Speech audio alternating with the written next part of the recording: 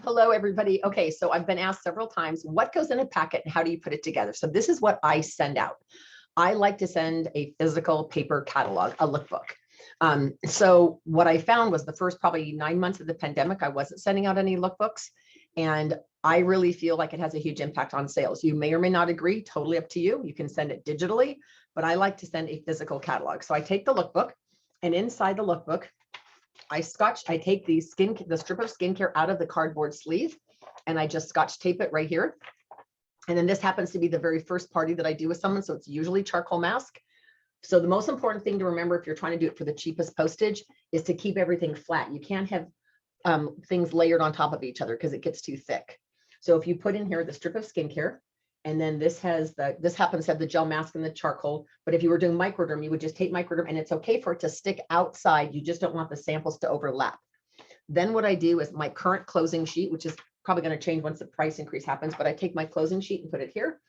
And this is the most important piece of paper they can get. Oh my gosh, it's called a hashtag party board. This is how I close every party. Without this, my sales are half. I don't get as many bookings. Like, this to me is golden. So this is called a hashtag party board. There's 4 on a page. It's on our unit Facebook page. And I just stick that in here because it's just single paper.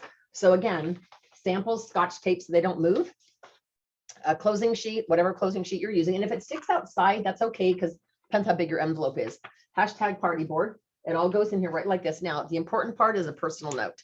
So I have these little sticky notes, and I wrote in here, looking forward to your virtual pampering on Friday. It says Diane on it, and I've got my little signature. So I just take this like this.